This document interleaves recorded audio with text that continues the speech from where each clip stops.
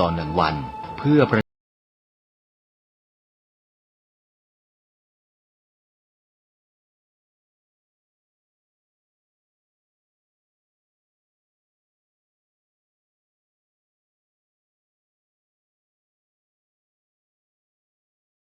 การใช้สื่อ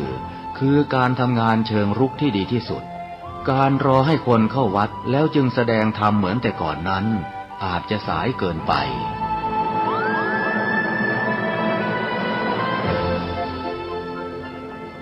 เราควรใช้สื่อนำธรรมะเข้าไปให้ถึงภายในบ้านโรงเรียนองค์กรต่างๆให้มากที่สุดการใช้สื่อจะทำให้ผ่อนแรงและประหยัดทั้งคนและเวลาเทศนาผ่านสื่อเพียงคนเดียวเสมือนเราเนรมิตนักเผยแผ่ได้เป็นหมื่นเป็นแสนนักเผยแผ่นั้นนอกจากอบรมตามหลักสูตรธรรมดาเพื่อให้ได้วุฒิบัตรรับรองแล้วพึงอบรมเรื่องการเทศนาการเขียนการค้นคว้าซึ่งอาจจะเป็นเรื่องเฉพาะตัวแต่ก็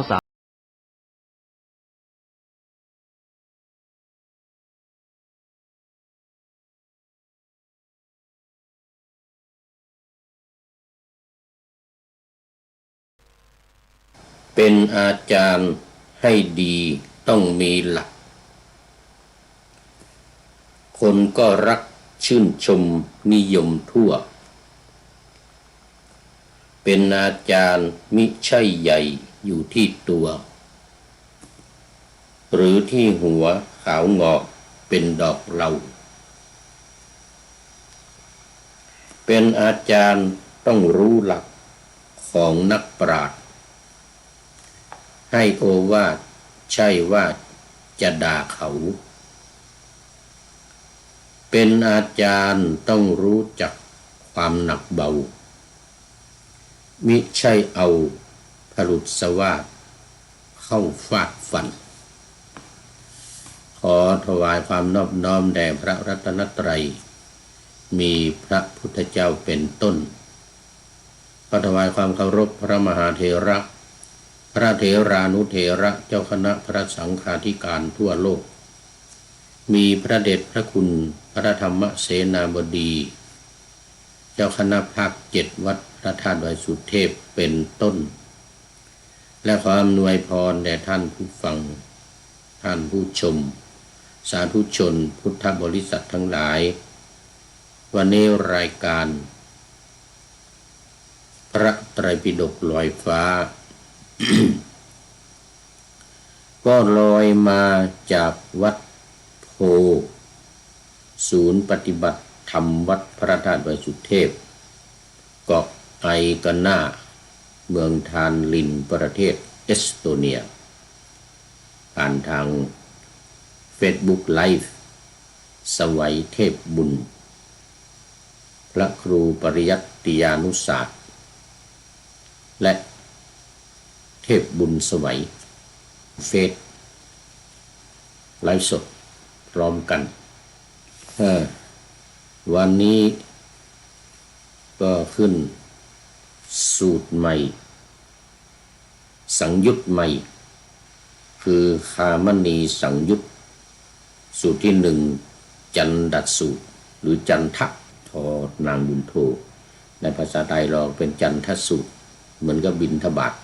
ตอนนี้ขอต้อนรับพอโยมธรรมชาติสัจธรรมเข้ามาก็ไอใหญ่เลยทีนี้ น่าจะกลัวโยมธรรมชาติซะแล้วนี่ธรรมชาติสัจธรรม กราบนมัสการขอรับพระครูจารย์ดีใจได้ยินสำนวนของนครศรีธรรมราชนะดีใจจังเลยหลายวันแล้วนี่ไม่ได้เข้ามาวันนี้ตีสาม31 นาทีคงกรีดยางเรียบร้อยแล้ว สาธุสบายดีเนาะไม่ได้เข้ามาในรายการนานแล้วมาพูดถึงสังยุตใหม่แต่ยังอยู่ในสลายตนวรรคสังยุตตนิกายพระสุตตันตปิฎกเล่มที่18อยู่เหมือนเดิมนี่ก็ใกล้จะหมดละหน้าที่393 394หน้าที่394ข้อที่353โอ้นี่วันนี้รอบดึก รอบดึกแต่ที่เอสโตเนียนี่ยังเพิ่ง5 ทุ่มครึ่ง5 ทุ่ม 32 นาทีรายการนี้แล้วก็จะได้พักผ่อนหลับนอนละตอนนี้นอนหลับได้ดีละ4 ทุ่ม5 ทุ่มนี่เข้านอนก็หลับตื่นตอนเช้าได้ทำวัดตี 5ทำวัดตี 5กับทางวัดที่ผ่านมาไม่ได้ทำหลับตี 3ตี 4บางทีตี 5ยังไม่หลับ ตอนนี้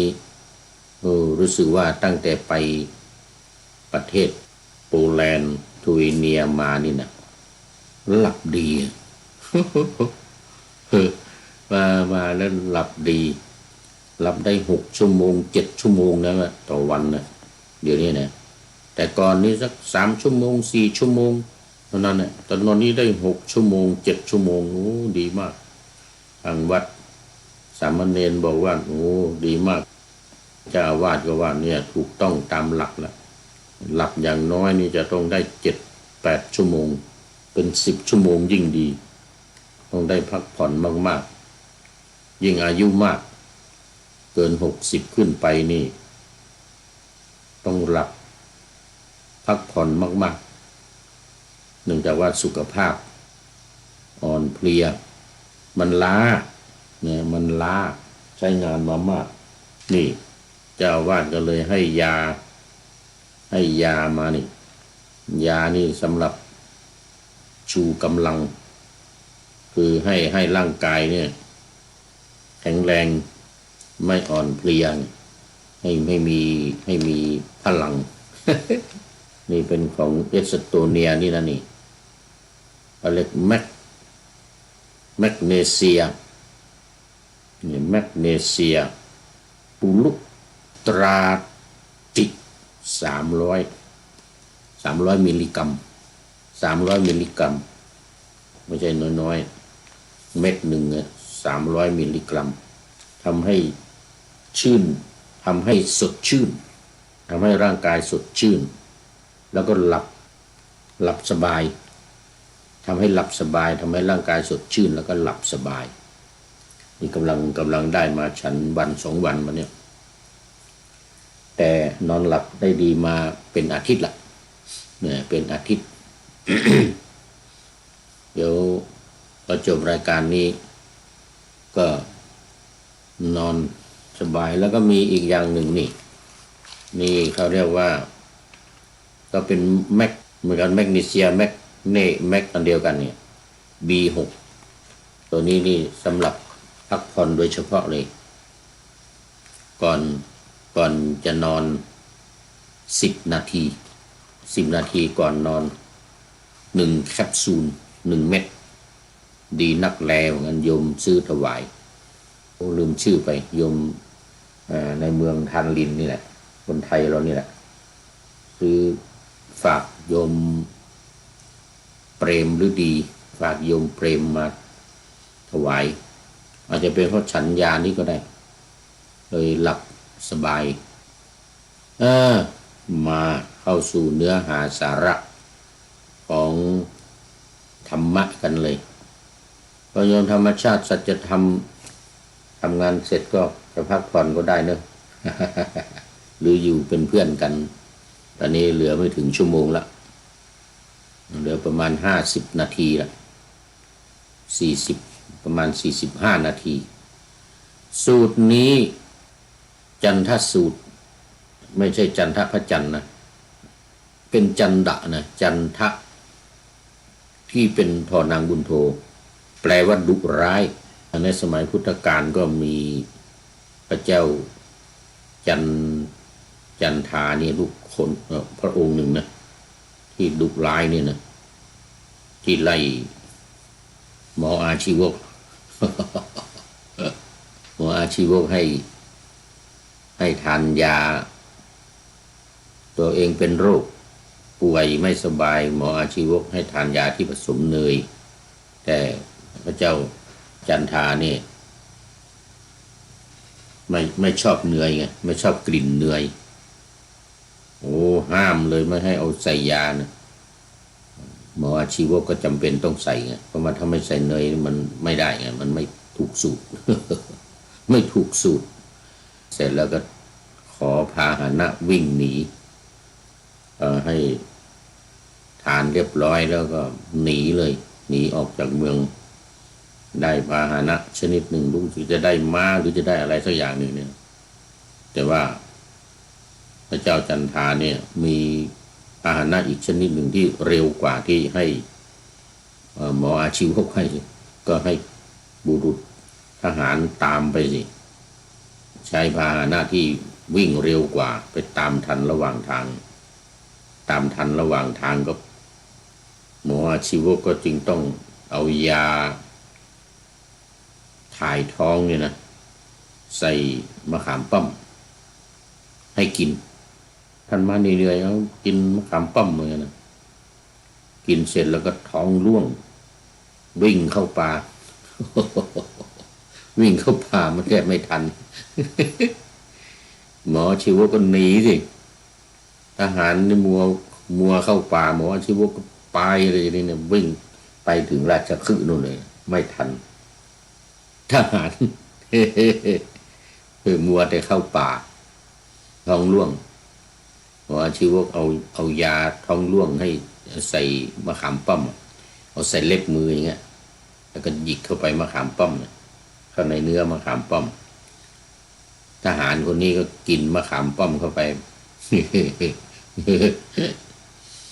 ตามไปถึงราชคฤห์แต่ว่าคนนี้ไปไม่ทัน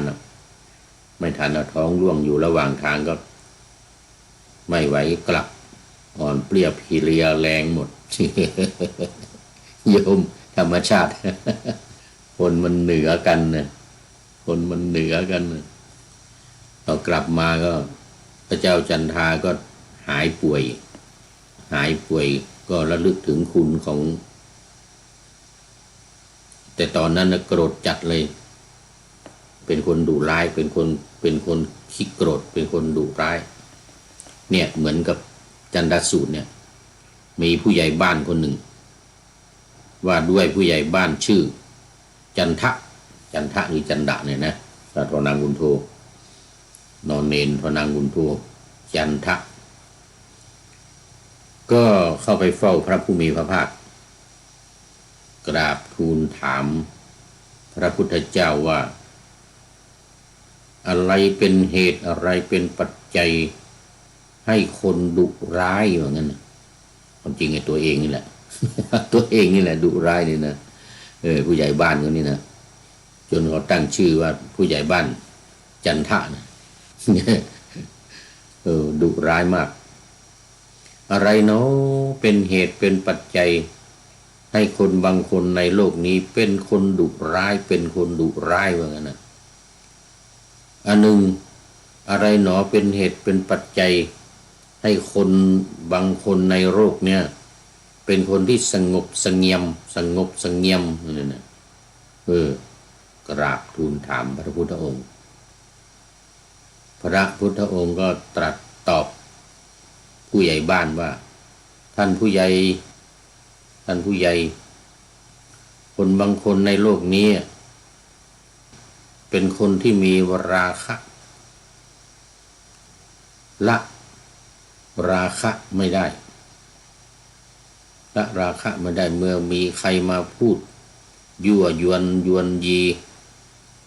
ยั่วยวนกวนประสาทก็โกรธแล้วก็ทำร้ายเขาทำให้เป็นจิตใจเนี่ยเป็นคนจิตใจที่เหี้ยมโหดเพราะละราคะไม่ได้ราคะนี้คือความใคร่ความอยากความต้องการถ้ามีใครมาแกล้งมาพูดหรือมาทำให้ไม่ได้สิ่งที่ตัวเองต้องการที่ตัวเองใคร่โกรธจัดโกรธใหญ่เลยผู้ใหญ่บ้านนี่นะพุทธองค์ก็ตรัสว่าเพราะว่าละราคะไม่ได้นี่ประการที่หนึ่งประการที่สอง คนบางคนในโลกเนี่ยละโทสะไม่ได้เหมือนกันนะเป็นคนมีโมโหโทโสความโกรธจัดโกรธง่ายบางทีโกรธง่ายหายเร็วก็มีนะแต่บางคนโกรธแล้วก็มีมัคคะด้วยถือโกรธเอาไว้ผูกโกรธเอาไว้เพราะว่าละโทสะหรือความโกรธเนี่ยไม่ได้เนี่ยมีอะไรเกิดขึ้นก็โกรธมีอะไรไม่ถูกใจก็โกรธจึงทำให้เป็นคนดุร้ายกลายเป็นคนดุร้ายทำร้ายทำอันตรายคนอื่นแบบง่ายๆเลยเป็นคนโทสะจัดนี่เป็นประการที่สองประการที่สามคนบางคนในโลกเนี่ยละโมหะคือความหลงความโง่ความเขลาความหลงไม่ได้มีใครมาหลอกลวงหรือมีใครมาทำให้เสียข้าวเสียของมาพูดมาทำให้หลงลุ่มหลงมัวเมาเลยนะดุร้ายอีกอะทำร้ายทำอันตรายเขาอีกนี่สาเหตุสามอย่างเนี่ยก็คือมีกิเลสนั่นเองมีราคะมีโทสะมีโมหะไม่สามารถที่จะละราคะโทสะโมหะได้ก็จึงกลายเป็นคนดุร้ายอันหนึ่งคนบางคนในโลกนี้ละราคะได้กามราคะฉันทราคะพวกนี้นะละได้บรรเทาได้ถึงไม่ได้หมดก็บรรเทาให้เบาบางลงบุคคลคนเนี้ยจึงไม่ดุร้ายแล้วก็เป็นคนที่สงบเสงี่ยมสามารถควบคุมจิตใจของตัวเองได้มีใครมายั่วมายุมาด่าว่ามายุแยงตะแคงรั่วก็ไม่โกรธเพราะว่าไม่มีราคะก็ไม่ดุร้ายนะก็ไม่เป็นคนดุร้ายไม่ไปโต้ตอบไม่ไปทำเวรตอบไม่ไปด่าเขาตอบไม่ไปว่าเขาตอบนี่เพราะละราคะได้กามราคะยิ่งไปใหญ่ใครในรูปในเสียงในกลิ่นในรสในสิ่งของที่มาสัมผัสตัวเองจัดเมื่อไม่ได้สิ่งที่ตัวเองต้องการเช่นไปหลงรักผู้หญิงสักคนหนึ่งอย่างนี้นะเสร็จแล้วไม่ได้ไปจีบแล้วเขาไม่เอาด้วยอย่างนี้โมโหใหญ่แล้วทีนี้เป็นคนทำร้ายเขาจะฆ่าจะฟันจะยิงจะแกล้งเขาอย่างนี้นะเพราะมีราคะ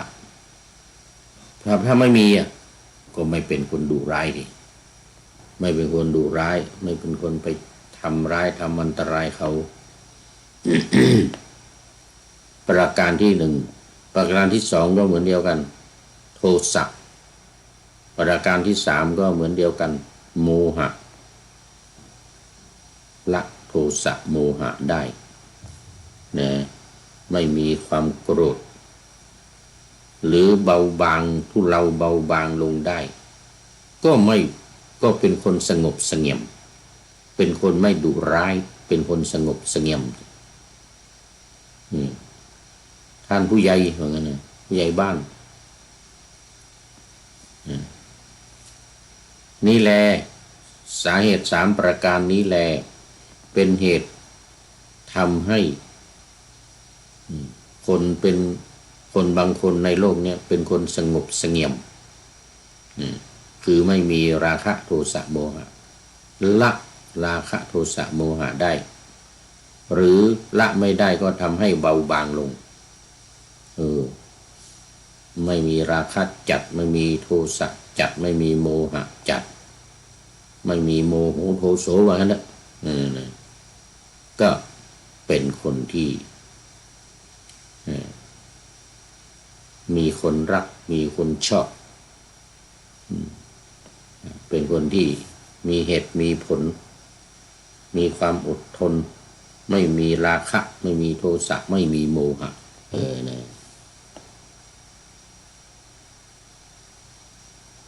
ท่านผู้ใหญ่บ้านจันทะผู้ใหญ่บ้านได้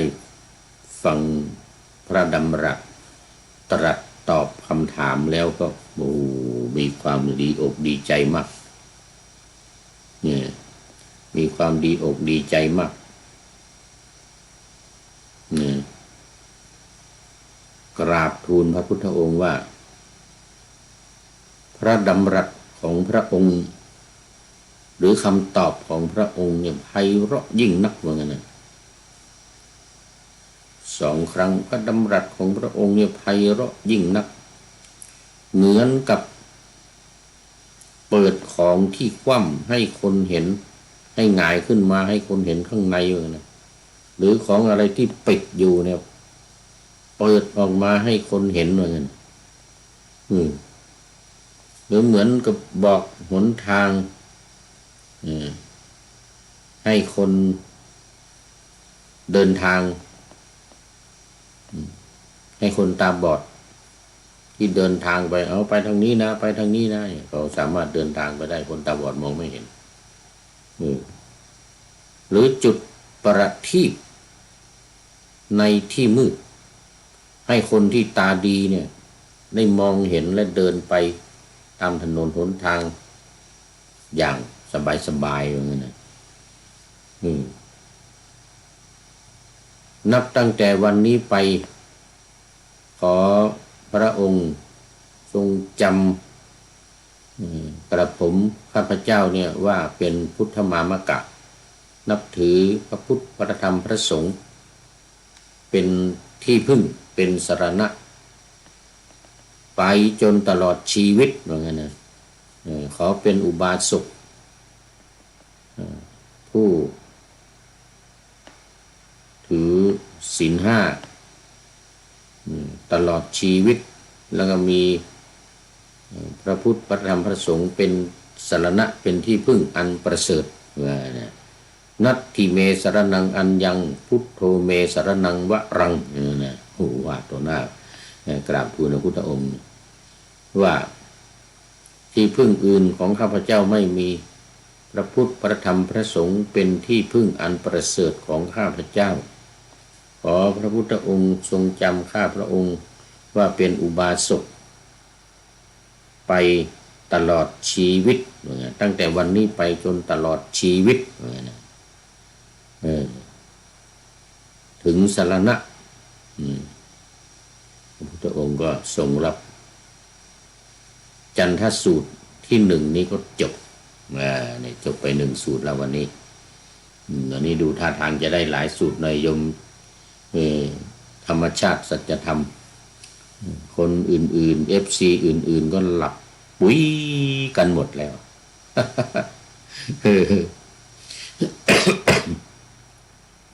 ผู้อยู่ในต่างประเทศนี่ก็หลับปุ๋ยกันไปหมดแล้ว3 ทุ่ม 4 ทุ่มเขาก็เข้านอนกันหมดแล้วมีแต่อาจารย์นี่แหละยังไม่หลับ หลับดีขึ้นมาบ้างแล้วนะ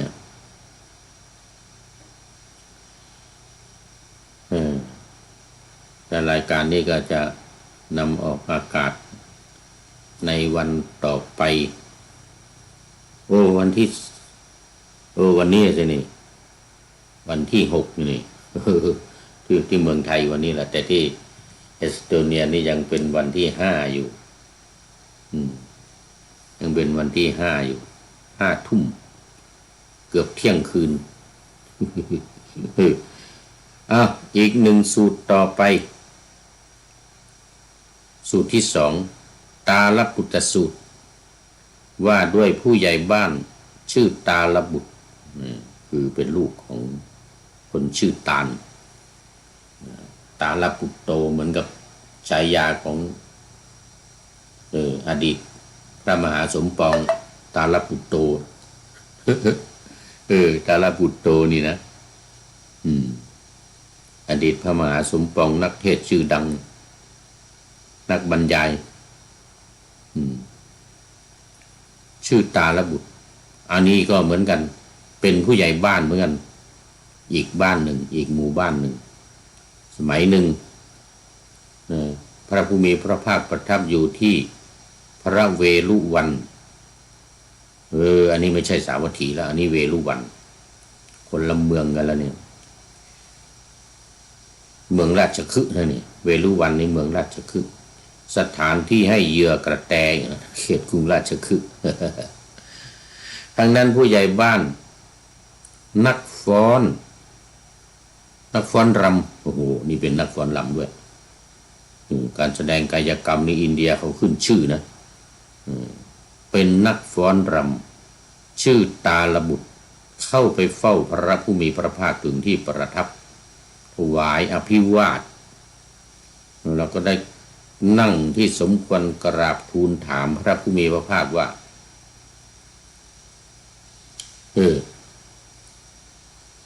ข้าแต่พระองค์ผู้เจริญข้าพระองค์ได้ยินคำของพวกนักฟ้อนรำเหมือนกันนะผู้เคยเป็นอาจารย์และปาจารย์ก่อนกล่าวว่านักฟ้อนรำคนใดทำให้ประชาชนหัวเราะรื่นเริงด้วยคำจริงบ้างเท็จบ้างกลางโรงละครกลางงานมหรสพนักฟ้อนรำคนนั้นหลังจากตายแล้วจะเข้าถึงความเป็นผู้อยู่ร่วมกับเหล่าเทวดาชื่อปหาสะปหาสะเราเป็นไปกับด้วยการร้องนะเป็นไปกับด้วยการหัวเราะหาสะนี่แปลว่าหัวเราะนะหันษาเนี่ยหาสะแปลว่าหัวเราะร่าเริงเบิกบานยิ้มแย้มแจ่มใสนี่ไปอยู่เทวดาไปเกิดเป็นเทวดาชั้นชื่อว่าปหาสะเหมือนกันนะนักฟ้อนรำบางคนได้ยินอาจารย์พูดว่างั้นนะอาจารย์หรือปาจารย์อาจารย์และปาจารย์นี่หมายถึงว่าอาจารย์เป็นปรมาจารย์นั่นเองนะปรมาจารย์หรืออาจารย์ที่ยอดเยี่ยมอาจารย์ที่เป็นอาจารย์ของอาจารย์อีกทีหนึ่งนี่เขาเรียกปาจารย์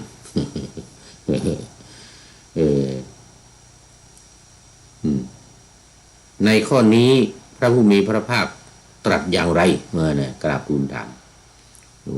ผู้ใหญ่บ้านเป็นนักฟ้อนรำนี่นะพระผู้มีพระภาคตรัสตอบว่าอย่าเลยผู้ใหญ่บ้านเหมือนกันนะ จงพักปัญหาข้อนี้ไว้เหมือนกันนะไม่เคยมีพระพุทธเจ้าห้ามอย่างนี้นะนี่เป็นครั้งแรกนะนี่เพิ่งเห็นนี่นะนี่ ต้อง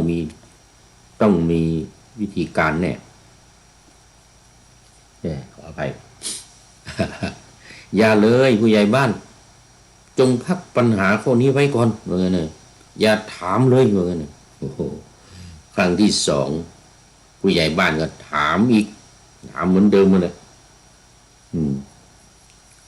ข้าพระองค์ได้ยินคำของพวกนักฟ้อนรำนะเคยเป็นอาจารย์เคยเป็นปาจารย์พูดเหมือนเดิมเมื่อกี้นะว่านักฟ้อนคนรำคนใดเนี่ยทำให้ประชาชนหัวเราะรื่นเริงด้วยคำจริงบ้างเท็จบ้างกลางโรงละครกลางงานมหรสพนักฟ้อนนักรำคนนั้นเนี่ยหลังจากตายแล้วจะได้ไปเกิดกับเหล่าเทวดาชื่อปหาสะในข้อนี้พระผู้มีพระภาคตรัสอย่างไรครั้งที่สองถามอีกพระผู้มีพระภาคก็ตรัสตอบว่าอย่าเลยท่านผู้ใหญ่บ้านว่าเหมือนเดิมนั่นแหละจงพักปัญหาข้อนี้ไว้ครั้งที่สามเอาอีกถามเหมือนเดิมอีกข่าวนี้พระผู้มีพระภาคก็ตรัสตอบว่าผู้ใหญ่บ้านเราได้ห้ามท่านแล้วว่าอย่าเลยจงพักปัญหานี้ไว้ อย่าถามเราเลย แต่เอาเถิดเราจะตอบแก่ท่านเราจะตอบแก่ท่านเหมือนกันนะคือห้ามมาแล้ว2 ครั้งแล้วนะครั้งที่3นี้จะตอบให้ละเมื่อก่อนเหมือนกันนะเมื่อก่อนสัตว์ทั้งหลายไม่ปราศจากราคะถูกเครื่องผูกคือราคะเนี่ยผูกไว้นักฟ้อนรำย่อมรวบรวมทำเป็นที่ตั้งแห่งความกำหนัดเข้าไปกลางโรงละครกลางงานมหรสพแก่สัตว์เหล่านั้นโดยประมาณยิ่งคือมีความใคร่มีราคะเนี่ยนะเวลาแสดงละครเนี่ยนะนักฟ้อนนักรำทั้งหลายนี่โอ้โหมันต้องแสดงเขาเรียกว่ามายาเนี่ยนะมายาการแสดงออกของนักฟ้อนนักรำทั้งหลายเนี่ยโอ้โหสุดยอดเลยนะอินเดียเนี่ยเขามีกุงกรูนะโยมธรรมชาติเขามีกุงกรูนะอยู่ที่เท้านี่นะใส่ข้อเท้านี่เวลาเต้นรำแล้วก็เวลาร้องเพลงนี่นะเขาจะขยับจับให้เข้าจังหวะกับกลองนี่นะแล้วก็เข้าจังหวะกับการฟ้อนการรำของเขาแล้วก็เพลงเสียงเพลงที่เขาร้องนี่นะเพราะฉะนั้นเนี่ยนักฟ้อนนักรำเนี่ยมันต้องมีมารยาสาเขาเรียกมารยาสาไถเขาเรียกว่าตีบทแตกอ่ะต้องตีบทให้แตกอ่ะหน้าตาท่าทางอะไรต่างๆเวลาแสดงเวลาเต้นรำเวลาร้องเพลงเวลาแสดงกายกรรมอะไรต่างๆเวลาจะให้คนคือมันเป็นผู้ที่ว่าจะต้องทำให้คนเนี่ยหัวเราะไงทำให้คนเนี่ยชอบใจชื่นชมสนุกสนานสะดวกสบายสนุกสนานโอ้ตอนนี้ขอต้อนรับพระเดชพระคุณหลวงพ่อสุทธิสงึมรำมาแล้วกุดมอร์นิ่งมาแล้วสาธุครับหลวงพ่อแฮปปี้เบิร์ธเดย์แฮปปี้เบิร์ธเดย์วันเกิดของผมได้7 วันเลยหลวงพ่อเนี่ยวันที่2ถึงวันที่9นี่แฮปปี้เบิร์ธเดย์ได้สาธุผมเกิดวันที่2 ตุลาคม 2499นะนี่อายุครบ69ไปแล้วเมื่อวันที่2 ตุลาคมที่ผ่านมานี่ ฉลองโดยการจัดรายการวิทยุนี่แหละนี่ ฉลองอายุวัฒนมงคลโดยการทำกรรมฐานนี่การจัดรายการวิทยุนี่เป็นวิปัสสนานะหลวงพ่อนะคือพิจารณาธรรมพิจารณาธรรมเขาเรียกภาวนาเขาเรียกภาวนาคือการเข้าฌานวิตกวิจารเนี่ยนะเอาธรรมะมาวิตกวิจารเนี่ยวิตกคือยกเอาหัวข้อธรรมะขึ้นมาวิจารก็พิจารณาไตรตรองตีความหมายอธิบายความนี่เขาเรียกว่าปฏิบัติวิปัสสนานะหลวงพ่อนะอย่างพระเดชพระคุณหลวงพ่อหรือโยมธรรมชาติสัจธรรมนี่ก็ปฏิบัติวิปัสสนาเหมือนกันโดยการฟังให้เกิดความรู้เกิดความเข้าใจนี่เรียกว่าปฏิบัติวิปัสสนาเพราะคำว่าวิปัสสนานั้นมันเป็นการปฏิบัติมุ่งตรงไปสู่ความรู้ความเข้าใจหรือปัญญายิ่งได้ปัญญาญาณยิ่งเป็นการดีคือปัญญาความรู้ที่ลึกซึ้งในเรื่องของธรรมะในเรื่องของความไม่เที่ยงเป็นทุกข์เป็นอนัตตาอย่างนี้อริยสัจสี่อย่างนี้อย่างตอนนี้เรื่องกิเลสพุทธองค์ตรัสเรื่องกิเลสให้ผู้ใหญ่บ้านนักฟ้อนรำเนี่ยนะ บอกว่าอย่าเลยอย่าถามเลยปัญหาข้อนี้มันเป็นเรื่องมันเป็นความจำเป็นมันเป็นความมันเป็นสิ่งที่นักฟ้อนนักรำทั้งหลายเนี่ยมันต้องมีเนี่ยมัญญาสาไถมีราคะมีเนี่ยเพราะฉะนั้นเมื่อมีราคะถ้าเกิดว่ามีใครมีใครยั่วยุหรือมีใครด่าว่าใครตะโกนขึ้นหน้าขึ้นมาแล้วก็จะเกิดความไม่พอใจแล้วก็จะหน้าตาบูดบึ้งเดี๋ยวก็ทะเลาะกับผู้ชมอย่างเงี้ยโอ้ตายเลยว่างั้นนะตายเลยเสียชื่อโรงละครหมดเสียชื่อคณะหมดไม่มีคนเข้าชมอ่ะว่างั้นนะโอ้ไม่ได้ว่างั้นนะไม่ได้เพราะฉะนั้นถ้าไปละถ้ามีราคะเนี่ยนะถ้าไม่มีเนี่ยนะไม่มีมัญญาไม่มีการทำไม่มีการทำให้คนหัวเราะครื้นเครงสนุกสนานคนทั้งหลายก็ไม่เข้าชมสิว่างั้นนะคนทั้งหลายก็ไม่เข้าชมละครที่ท่านแสดงที่นักฟ้อนนักรำนักร้องแสดงเนี่ยถ้าหากว่าเป็นคนที่ผูกมามีเครื่องผูกคือราคะ โทสะโมหะเนี่ยเป็นเครื่องผูกเนี่ยโอ้ก็โรงละครนั้นหรือว่ายี่ห้อหรือว่าเขาเรียกอะไรเขาเรียกว่าคณะนั้นน่ะก็ไม่เจริญรุ่งเรืองไม่เจริญรุ่งเรืองในทางตรงกันข้ามเนี่ยมันต้องทำให้เขามันต้องมีราคะแต่อย่ามีโทสะเด้อว่างั้นนะโทสะกับโมหะนี่ไม่ค่อยได้แต่ราคะเนี่ยมันต้องมีมันต้องมีไม่มีนิดก็มีนิดไม่มีนิดก็ไม่มีหน่อยมันต้องมี แต่ที่สำคัญเนี่ยคือต้องละเรื่องโทสะต้องระวังถ้าหากว่ามีใครตะโกนขึ้นมาจากหน้าโรงละครด่าว่าหรือเสียดสีไม่ดีอย่างนั้นอย่างนี้อะไรต่างๆนี่นะต้องไม่มีความโกรธมีราคะนะมีได้แต่ว่าต้องไม่มีความโกรธไม่มีความหลง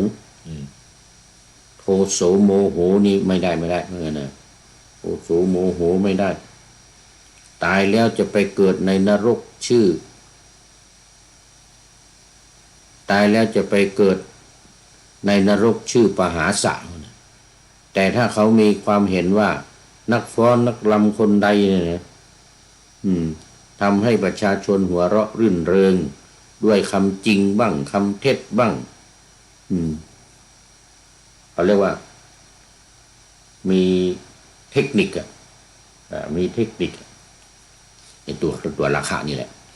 มีเทคนิคในการหลอกล่อพูดจาปราศัยตลกปกฮาพูดคำไม่จริงพูดคำเท็จหรือคำอะไรที่มันเนี่ยเขาไม่พูดกันเนี่ยทำให้คนฟังแล้วทึ่งหัวเราะชอบใจต้องอย่างนั้นเหมือนกันนะเวลาตายไปแล้วเนี่ยจะได้ไปเกิดอยู่กับเทวดาชั้นเราปหาสะคือพวกที่หัวเราะชอบใจแน่นอนเหมือนกันนะแน่นอนเมื่อพระผู้มีพระภาคตรัสอย่างนี้แล้วผู้ใหญ่บ้านนักฟ้อนรำชื่อตาลบุตรนี่ก็ได้ร้องไห้น้ำตาไหลพรากเลยพระผู้มีพระภาคตรัสว่าผู้ใหญ่บ้านเราได้ห้ามท่านแล้วนะว่าอย่าเลย จงพักปัญหานี้ไว้อย่าถามเราเลยผู้ใหญ่บ้านนักฟ้อนรำก็กราบทูลว่าข้าแต่พระองค์ผู้เจริญข้าพระองค์เนี่ยมิได้ร้องไห้เพราะพระองค์ตรัส อย่างนั้นกับข้าพระองค์แต่ข้าพระองค์เนี่ย ถูกพวกนักฟ้อนรำผู้เป็นอาจารย์และปาจารย์ก่อนๆเนี่ยหลอกลวงเหมือนกันนะให้หลงมานานว่านักฟ้อนนักรำคนใดทำให้ประชาชนหัวเราะรื่นเริง ด้วยคำจริงบ้างเท็จบ้างอย่างกลางโรงละครเนี่ยกลางงานเนี่ยกลางมหรสพงานใหญ่ๆเนี่ยงานประเพณีต่างๆงานปอยหลวงหรืองานอะไรลอยกระทงงานสงกรานต์งานอะไรต่างๆเนี่ยมหรสพที่เขาแสดงกันเนี่ยนะว่างั้นนะเพราะว่าเวลาตายไปแล้วจะเข้าถึงเป็นผู้ร่วมกับเหล่าเทวดาชื่อปาหาสักข้าพระองค์ผู้เจริญขอไปข้าแต่พระองค์ผู้เจริญพระภาสิทธิ์ของพระองค์นี่ชัดเจนไพเราะเนี่ยไพเราะยิ่งนักว่าถ้าทำให้คนหัวเราะทำให้คนเนี่ยล่าเริงเบิกบานเนี่ยจะได้ไปเกิดในนรกชื่อปหาสะ อันนั้นก็มันทำมันก็มีความจำเป็นไม่ทำก็ไม่ได้อาจารย์หรือปาจารย์ทั้งหลายก็ว่ากันมาอย่างนั้นเนี่ยต้องหาวิธีกันอย่างนั้นเนี่ยข้าพระองค์รู้แล้วงั้นตอนนี้จะไม่ทำแล้วว่างั้นนะไม่ทำแล้วแต่ก็ไม่เห็นด้วยกับที่ว่าไม่โกรธไม่โมหะไม่ลุ่มหลงต่อไปจะไม่หลงแล้วไม่หลงเชื่อคำของปาจารย์ทั้งหลายอาจารย์ทั้งหลายที่บอกกล่าวนั้นแล้วว่างั้นนะโอ้ภาษิตของพระพุทธองค์นี่ชัดเจนจริงๆว่างั้นนะพูดตรงว่างั้นนะ พูดตรงแทนที่ว่าจะได้ไปเกิดสวรรค์ชั้นปหาสักกลายเป็นว่าจะต้องไปเกิดนรกชั้นปหาสักเพราะการพูดหลอกลวงการพูดเพ้อเจ้อการพูดคำไม่จริงพูดคำเท็จคำหลอกลวงเขาให้ลุ่มหลงให้หัวเราะให้ชอบใจให้สนุกสนานให้ซึ่งมันเป็นทุจริตมันเป็นวจีทุจริตไม่สมควรไม่ถูกต้องโอ้พระดำรัสคำตอบของพระองค์ภาษิตของพระองค์เนี่ยชัดเจนไพเราะยิ่งนักนะเมื่อพูดเหมือนกับผู้ใหญ่บ้านจันดาเหมือนกันนะต่อไปนี้พุทธองค์เนี่ยเหมือนกับหงายถ้วยที่คว่ำอยู่ให้คนเห็นข้างในอยู่นะคือเปิดสิ่งที่ปิดให้คนได้รู้ได้เห็นเหมือนกับจุดเหมือนกับบอกทางให้กับคนตาบอดเดินทางไปได้สะดวกสบายเลยนะหรือเหมือนกับการจุดประทีปโคมไฟในที่มืดให้กับคนตาดีจะได้มองเห็นทางว่างั้นนะต่อไปเนี่ยข้าพระองค์ขอถึงพระพุทธพระธรรมพระสงฆ์เป็นที่พึ่งเป็นสรณะขอพระผู้มีพระภาคพร้อมด้วยพระธรรมพระสงฆ์เป็นสรณะเป็นที่พึ่งของข้าพระองค์และข้าพระองค์พึงได้บรรพชาอุปสมบทในสำนักของพระผู้มีพระภาคกันนะโอ้ออกบวชอยากจะบวชได้ด้วยขอได้บรรพชาได้อุปสมบทในสำนักของพระผู้มีพระภาคว่างั้นนะโอ้หลวงพ่อสุทธิสงึมลำทำให้นักฟ้อนรำคนนี้ร้องไห้ แต่ว่าร้องไห้เพราะถูกหลอกมาถูกอาจารย์ถูกปาจารย์ทั้งหลายหลอกให้ทำมาเหมือนกันนะเลยเลิกขอเลิกการทำอย่างนั้นแล้วก็ เออขอบวชในพระพุทธศาสนาเหมือนกันนะผู้ใหญ่บ้านพุทธเจ้าตรัสว่าผู้ใหญ่บ้านนักฟ้อนรำชื่อตาลบุตรก็ได้บรรพชาอุปสมบทในสำนักของพระพุทธเจ้าและท่านพระตาลบุตรอุปสมบทได้ไม่นานก็หลีกออกไปอยู่คนเดียวไม่ประมาทมีความเพียรอุทิศกายและใจอยู่ปฏิบัติธรรมได้บรรลุเป็นพระอรหันต์ได้ถึงธรรมที่กุลบุตรทั้งหลายออกบวชต้องมีความประสงค์อันหนึ่งท่านก็เป็นพระอรหันต์องค์หนึ่งในบรรดาพระอรหันต์ทั้งหลายตาลปุตตสูตรที่สองนี้ก็จบไปอีกหนึ่งสูตร จบไปอีกหนึ่งสูตรนี่ที่พระพุทธเจ้าทรงห้ามนี่ก็เพราะอย่างนี้แหละเพราะว่าถ้าไม่ทำมันไม่ได้ถ้าไม่ทำอย่างนั้นไม่มีราคะไม่มีเล่ห์เหลี่ยมไม่มีการพูดหลอกลวงไม่มีการพูดให้คนหัวเราะคลึกครื้นหันษาไม่มีการพูดคำเท็จคำไม่จริงอะไรต่างๆเนี่ยซึ่งมันเป็นวจีทุจริตเนี่ยมันไม่ได้ดังนั้นพระพุทธองค์จึงห้ามไม่ให้ถามปัญหานี้ แต่ปรากฏว่าพอตอบให้ฟังกลายกลับเป็นว่านักฟ้อนรำผู้ใหญ่บ้านนักฟ้อนรำเนี่ยกลับเป็นคนที่เศร้าสลดใจและที่ทำมาที่ตัวเองทำมาเนี่ยโอ้มันผิดนี่หรือจะต้องไปเกิดในนรกนี่ก็เลยเลิกออกบวชเลยทีนี้ขอบวชแล้วก็ได้บรรลุเป็นพระอรหันต์องค์หนึ่งนี่สูตรที่สองนี่ก็จบ โอ้ยังพอมีเวลาอีกเล็กน้อยนะนี่ยังมีเวลาอีกเล็กน้อยเอาอีกหนึ่งสูตรไม่ทันจบมั้งเนี่ยมันยาวนะอีกหนึ่งสูตรนี่นะโยธาชีวสูตรที่สามว่าด้วยผู้ใหญ่บ้านอีกละชื่อโยธาชีวะเอาดูผู้ใหญ่บ้านคนนี้จะเป็นยังไงข้อที่355อยู่ในหน้าที่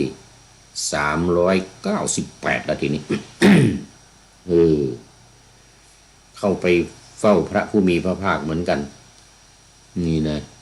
ก็กราบทูลพระผู้มีพระภาคว่าข้าแต่พระองค์ผู้เจริญข้าพระองค์ได้ยินคำของพวกนัก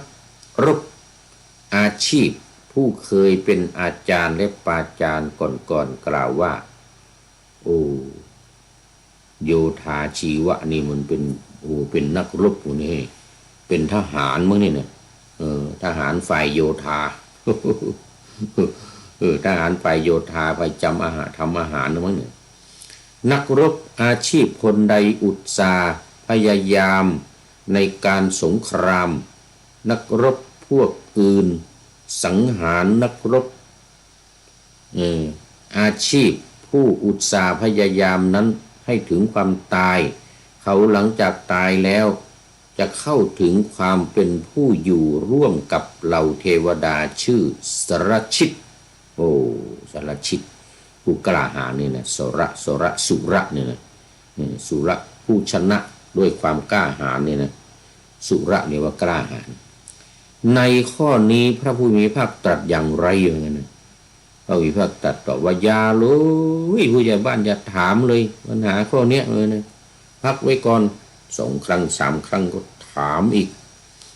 พุทธเจ้าก็ตรัสอย่าเลยอย่าถามพักปัญหานี้ไว้ก่อนเถอะครั้งที่3พุทธองค์ก็จึงตอบเหมือนกับเมื่อกี้นะเหมือนกับตาลบุตรนะ เหมือนกับตาละบุตรอ้าวเราห้ามท่านแล้วนะเนี่ยอย่าถามนะแต่ว่าเมื่อท่านยังเซาซีจะถามอยู่อีกนี่ก็ไม่เป็นไรเอานะก็จะตอบเนี่ยเหมือนตาละบุตรนะเหมือนตาละบุตรนั่นแหละ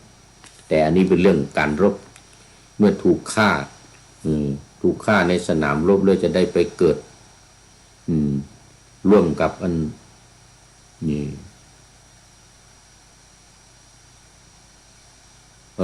ถึงจะได้ไปเกิดร่วมในสวรรค์ในสวรรค์กับสรชิตตะแต่พระองค์กลับตรัสตอบว่าหาได้เป็นอย่างนั้นไม่ท่านผู้ใหญ่บ้านไอ้นักรบที่ไปฆ่าไปฟันคนอื่นไปฟันไปแทงให้เขาพินาศให้คนอื่นตายเนี่ยพอตัวเองถูกฆ่าบ้างนะไม่ใช่ว่าจะได้ไปเกิดในสวรรค์ชั้นสุรชิตนะเมื่อถูกสังหารคนอื่นรบถูกสังหารเนี่ยตัวเองพยายามให้ถึงจนถึงความตายแล้วเนี่ยหลังจากตายเนี่ยไม่ได้ไปเกิดสวรรค์นะจะไปเกิดนรกเหมือนกันนรกชื่อว่าสรชิตถ้าเขามีความเห็นอย่างนี้ว่านักรบอาชีพคนใดอุตสาห์พยายามในการทำสงครามนักรบพวกอื่นสังหารตายแล้วไปเกิดในสวรรค์นะอย่าไปเชื่อเขานะว่างั้นนะ ตายแล้วไปเกิดในนรกนะนรกชื่อเดียวกันนี่แหละอยู่ร่วมกับสัตว์นรกนู่นไม่ได้ไปอยู่ร่วมกับเทวดาชั้นสรชิตหรอกว่างั้นนะโอ้ท่านนักรบคนนี้โยธาชีวะคนนี้ก็โอ้ร้องไห้อีกแล้วร้องไห้อ้าวอันจะร้องไห้เนี่ยหลวงพ่อเดี๋ยวบอกแล้วว่าอย่าถามข้าพระองค์ร้องไห้นี่ไม่ใช่ว่าร้องไห้ที่พุทธองค์ว่าจะไปนรกนะครับร้องไห้เพราะถูกหลอกถูกอาจารย์ถูกปาจารย์ทั้งหลายหลอกเหมือนเดียวกับว่ากับตาลบุตรเนี่ยเพราะฉะนั้นต่อไปนี้ผมจะเลิกอาชีพเป็นทหารเป็นนักรบนะไม่ไปฆ่าคนอื่นไม่ฆ่าไปฟันไปทำร้ายทำอันตรายคนอื่นตัวเองโดนบ้างก็จะได้ไปตกนรกไม่ได้ไปเกิดสวรรค์เหมือนกันนะโอ้ขอบวชในพุทธศาสนาของพระองค์เถิดเหมือนกันนะอาศิษย์ของพุทธองค์เนี่ยมันโอ้ดีมากเหมือนกันนะไพเราะเสียจริงๆเหมือนกันนะว่าเหมือนเดียวกับตาลบุตรนี่แหละข้าพระองค์เนี่ยขอได้เป็นอุบาสกถึงไตรสรณคมพุทธธรรมพระสงฆ์ไปตลอดชีวิตนี่ไม่บวชไปตลอดชีวิตนี่โยธาชีวสูตรนี่จบเวลามันหมดพอดี ทำนองเดียวกันนี่ได้ไป3 สูตรเหลืออีก4 5 6 7 8 9เอาไว้ว่าวันต่อไป เอาว่าวันต่อไปครับหลวงพ่อนะหลวงพ่อเป็นท่านสุดท้ายเข้ามาในรายการวันนี้เข้าสู่เส้นชัยของรายการกราบขอบพระคุณหลวงพ่อเป็นอย่างยิ่งท้ายรายการมีข้อคิด มีข้อคิดพูดถึงเรื่องนี้นะมีข้อคิดที่เกี่ยวข้องกันโดยท่านนายพลนเรศจิตลักษ์เขียนไว้ท่านนายพลนเรศจิตลักษ์เขียนไว้ว่าเป็นอาจารย์ให้ดีต้องมีหลักคนก็รักชื่นชมนิยมทั่วเป็นอาจารย์ไม่ใช่ใหญ่อยู่ที่ตัวหรือที่หัวงอกขาวงอกเป็นดอกเหลาเหมือนนะ เป็นอาจารย์ต้องรู้หลักของนักปราชญ์ให้โอวาทใช่ว่าจะด่าเขาเป็นอาจารย์ต้องรู้จักความหนักเบามิใช่เอาผลุสวาสเข้าฟาดฟันไม่ใช่ว่าเป็นอาจารย์เหมือนกับอาจารย์ปึงปาจารย์ของตาลบุตร อาจารย์ของตาลบุตรอาจารย์ของอะไรเนี่ยโยธาชีวะนี่2-3 สูตรนี่นะอาจารย์พวกนี้ไม่ได้เรื่อง ต้องเป็นนักปราชญ์ต้องนี่ไม่ใช่ว่าจะไปด่าเขาไปว่าเขาหรือไปหลอกลวงเขาว่าจะไปเกิดสวรรค์อย่างนั้นนะ ความจริงทำแล้วมันเป็นการทำบาปเป็นการทุจริตมันก็จะไปเกิดในนรกสิมันไม่ได้ไปเกิดในสวรรค์เพราะฉะนั้นเป็นอาจารย์เนี่ยจะให้ดีเนี่ยต้องมีหลักการคือสอนในทางที่ดีเนี่ยอาจารย์เนี่ยนะสอนในทางที่ดีแล้วก็สอนมีหลักของนักปราชญ์ไม่หลอกลวงไม่ไปว่าเขาอันนี้ก็เข้ากันกับแก้เรื่องที่2-3 สูตรที่ว่ามานี่นะเพราะฉะนั้นก็ฝากไว้เป็นข้อคิดให้แก่ท่านทั้งหลายเอาละขอนำรายการพระไตรปิฎกลอยฟ้าไปจากผู้ฟังทั้งหลายในโลกล่าวันต่อไปจะได้จรย้อนกลับมาสู่สถานีใหม่ให้ท่านฟังอย่าลืมเปิดวิทยุหรือเครื่องรับโทรศัพท์โมบายคอมพิวเตอร์ผัง YouTube เฟซเพจไลน์ให้ดังๆเพื่อชมฟังรายการวันต่อไปขอทุกท่านมีความสุขขอทุกท่านมีความสุขทุกคืนวันนำธรรมะประกอบการงานทั้งหลายเช่นขยันทำงานทางวาจากายใจขวนขวายกิจการงานนานาบำเพ็ญสาธารณประโยชน์เว้นสิ่งที่มีโทษโหดเยี่ยงสาประกอบแต่กรรมดีมีราคาแสวงหาเงินทองครองใจคนเสียสละพระทรัพย์นับมากน้อยไม่ให้ล้านก็ให้ร้อยไม่ด้อยผลเอื้อคนรวยช่วยคนยากฝากคนจนให้ทุกคนเท่ากันมาตรฐานเดียวขอเจริญพร